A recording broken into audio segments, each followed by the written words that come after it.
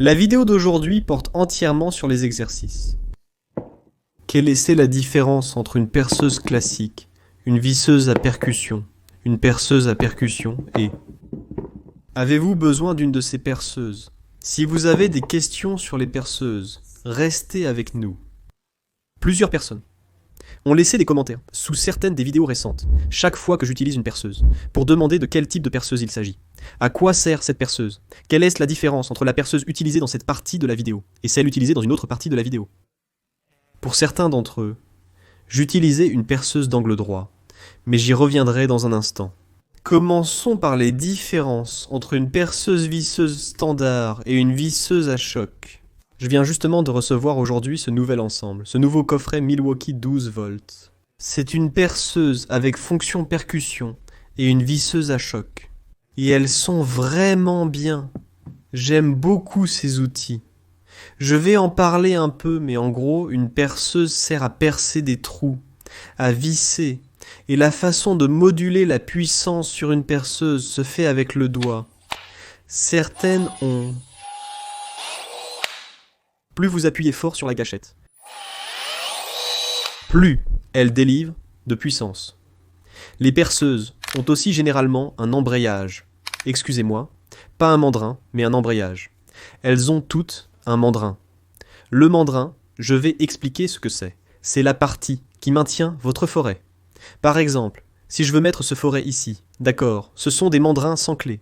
Pratiquement toutes les nouvelles perceuses sont à mandrin sans clé, sauf peut-être les perceuses très puissantes, probablement filaires. Et la façon de mettre votre forêt, vous prenez votre forêt, vous le placez à l'extrémité, vous tenez le mandrin, puis en mode vissage sur votre perceuse, vous appuyez, et ensuite... les dents vont se refermer autour du forêt. Lorsque ça se resserre et que vous appuyez pour retirer le forêt, mettez-le en marche arrière. Appuyez dessus puis retirez-le. En arrivant à la fonction d'embrayage, vous remarquez qu'autour du mandrin, il y a ces chiffres. C'est votre embrayage. Il sert lorsque vous percez quelque chose. Par exemple, si vous vissez une petite vis dans un bois très tendre et que vous ne voulez pas continuer à percer. Si vous laissez l'outil en mode perçage, maintenant, celui-ci a une fonction perçage et une fonction percussion. Mais en mode perçage, il traversera simplement le matériau, arrachant le bois autour de la vis. Donc vous voulez le régler sur un niveau plus bas. L'embrayage permet de réduire la vitesse ou d'arrêter la perceuse lorsqu'elle rencontre une résistance. Je vais vous montrer son fonctionnement. Disons que vous avez une planche de contreplaqué de 19 mm et que c'est peut-être le côté de votre armoire, et vous voulez y fixer une fermeture magnétique. La fermeture magnétique est en plastique, et si vous serrez une vis dessus, vous allez fissurer ce plastique. Mais je vais juste la poser là pour l'instant afin que nous puissions bien la voir. Je vais utiliser ces vis très courtes, et encore une fois, si j'utilise trop de puissance avec la perceuse, ça va simplement les abîmer, et je vais vous le montrer. Pour faire cela, vous pouvez pré-percer, mais je ne le ferai pas pour cette démonstration. Je vais changer mon embout, donc encore une fois, je le mets en marche arrière et je tiens le mandrin. Ici, avec l'embrayage réglé sur un niveau très bas, il n'a pas fallu beaucoup de pression pour l'arrêter. Retirez-le. Changez l'embout.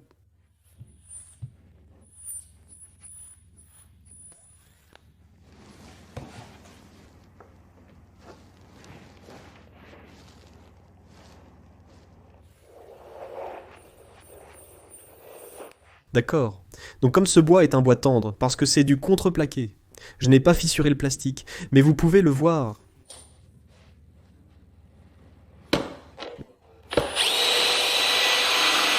La vis tourne simplement sur place, et elle a perdu toute capacité à accrocher parce que j'ai... Je ne sais pas si c'est un terme technique ou pas. Et waouh, cette vis est chaude. Mais j'ai tellement élargi ce trou que la vis n'accroche plus du tout. Alors, laissez-moi vous montrer comment faire ça correctement. D'accord, faisons le tour. Réglons l'embrayage sur 2. Et voyons ce qui se passe.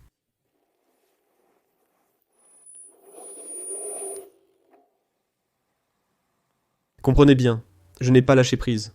Mon doigt est toujours sur la détente. La perceuse s'est arrêtée en rencontrant cette résistance. Et là, c'est bien serré. Maintenant, si vous allez percer un trou,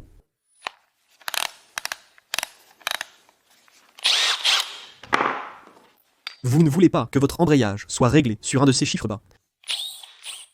Vous voulez simplement le régler sur la fonction perceuse, et cela va fournir toute la puissance en continu pour percer les trous. Maintenant, quelle est la fonction marteau sur une perceuse? Eh bien, j'ai justement ce bloc de béton ici, alors voyons ce qui se passe, testons ça. La fonction typique, alors vous savez, la fonction standard de la perceuse, c'est la rotation, d'accord? Pour percer des trous, ou vous savez, visser des vis, quand vous la mettez en fonction marteau, en gros, pour simplifier, il y a une fonction ici qui, pendant que le forêt tourne, agit comme un marteau. C'est pour ça qu'on appelle ça une perceuse à percussion. Ça frappe par l'arrière. Et donc, dans un petit mouvement, le forêt fait ça ici. Et donc, quand vous descendez, ça aide à ajouter de la pression et ça accélère le processus de perçage du béton. La perceuse à percussion est principalement utilisée pour percer des trous dans le béton.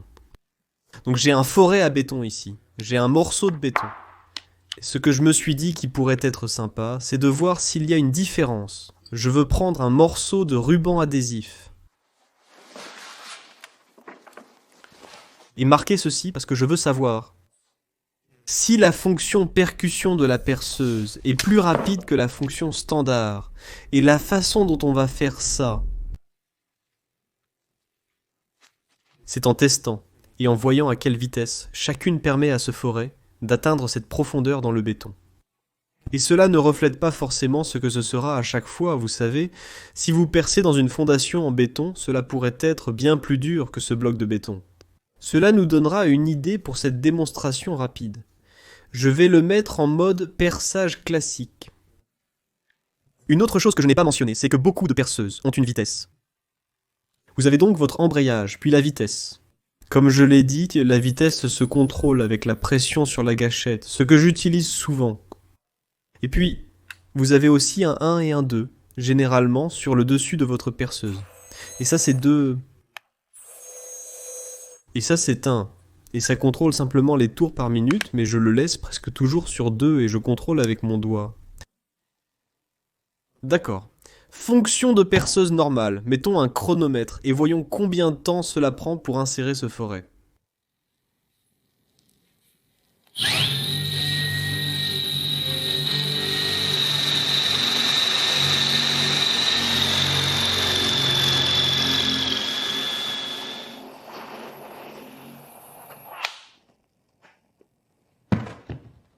D'accord.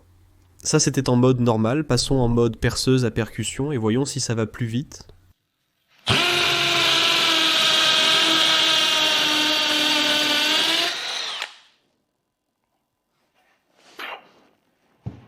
Je ne suis même pas sûr qu'un chronomètre soit nécessaire pour ça. C'était tellement plus rapide, c'est évident.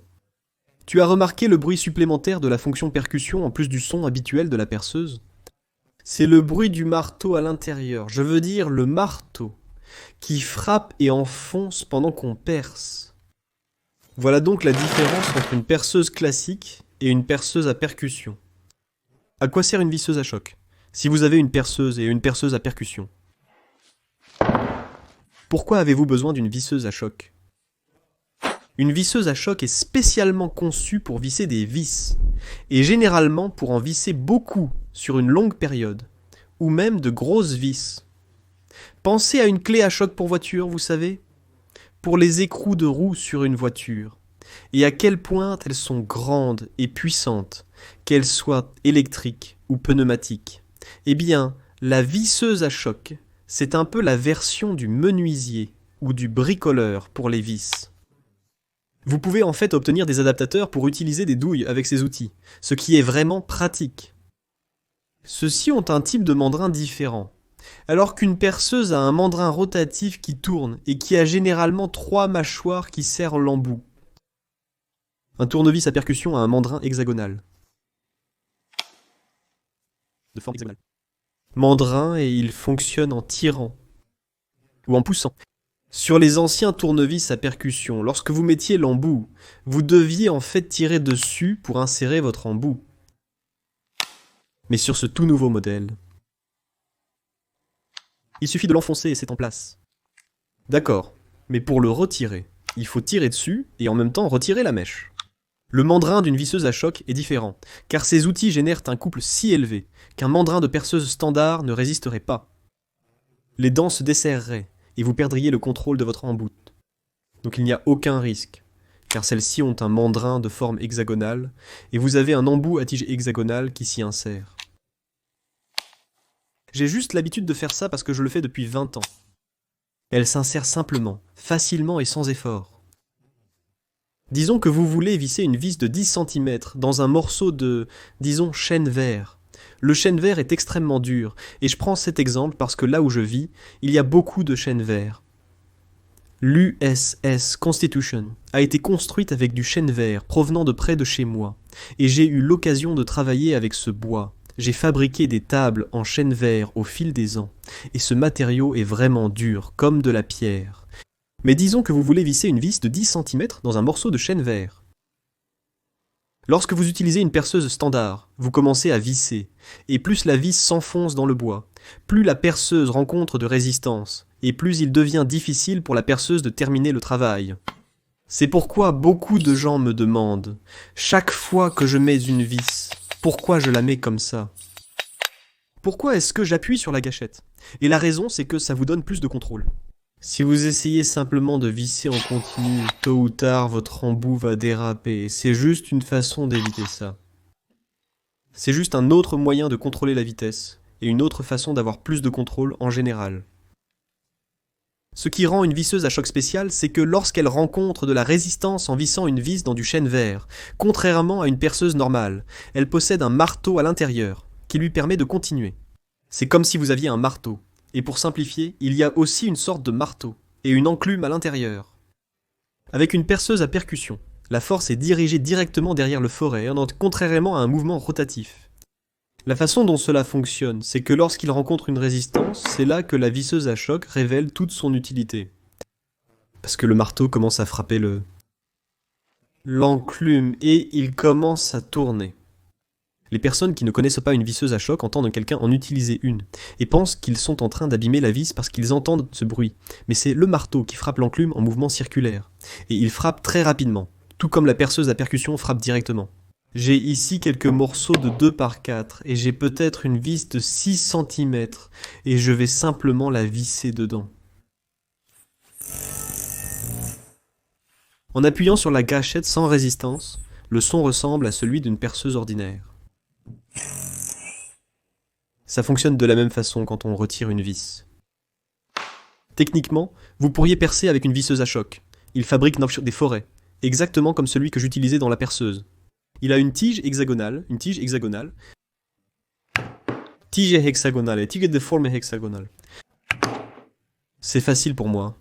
Je vais visser cette vis avec la visseuse à choc tant que l'embout est assez long.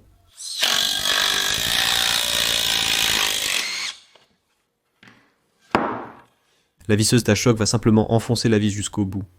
Et si j'avais 6 madriers de 5 par 10 cm, ici alignés, et que j'avais un embout assez long, elle continuerait simplement à enfoncer la vis jusqu'au bout. C'est pourquoi la visseuse à choc est un outil aussi puissant. Littéralement. Et c'est l'une des principales différences entre la perceuse et la visseuse à choc. Je n'avais pas acheté de visseuse à choc depuis longtemps, donc celle-ci a des fonctionnalités nouvelles pour moi. Cela doit être standard sur beaucoup de modèles. Maintenant, il y a les différentes vitesses qui sont disponibles pour la visseuse à choc, et ce sont simplement les différents tours par minute qui sont disponibles. Une plage définie de tours par minute. Mais ce qui est vraiment cool, c'est qu'il possède la fonction pour vis auto-perceuse, un peu comme fonctionne l'embrayage sur une perceuse. Il fournira une puissance et des tours par minute maximaux, jusqu'à ce qu'il rencontre une résistance, puis ralentira vers l'un de ces niveaux, peut-être en commençant à 3 et en descendant à 2, une fois la résistance rencontrée. Les lumières intégrées sont devenues une fonctionnalité standard sur de nombreuses perceuses. C'est un élément pratique de ce modèle en particulier. Celle-ci a le clip pour la ceinture. Un indicateur de niveau de batterie. Maintenant que nous avons parlé de la visseuse à choc, de la perceuse à percussion et de la perceuse standard, certaines personnes m'ont demandé « Qu'est-ce que c'est ?» D'accord, donc ceci est une perceuse d'angle droit, comme vous le savez peut-être, et c'est quelque chose dont presque personne n'aurait besoin. C'est un besoin vraiment rare. Mais j'en ai une, parce que nous avions un atelier d'ébénisterie pendant longtemps. La seule raison d'utiliser une perceuse d'angle droit, c'est si vous devez accéder à des espaces très restreints, comme une ouverture pour un tiroir où vous ne pouvez pas faire entrer une perceuse de taille standard. Vous pouvez utiliser l'une de ces perceuses dans cet espace restreint, comme une armoire étroite, par exemple si vous avez une boîte de 20 cm de large. Et évidemment, vous n'allez pas pouvoir mettre ça là-dedans avec un embout et une vis, donc c'est là qu'une perceuse d'angle droit devient utile. Mais encore une fois, ce n'est pas un outil dont, vous savez, un simple propriétaire ou un bricoleur va vraiment avoir besoin. Mais c'est quand même pratique à avoir quand on en a besoin. Des accessoires pour perceuse classiques permettent d'obtenir une fonction à angle droit. Ils s'insèrent dans le mandrin et ajoutent un second mandrin à 90 degrés et fonctionnent très bien.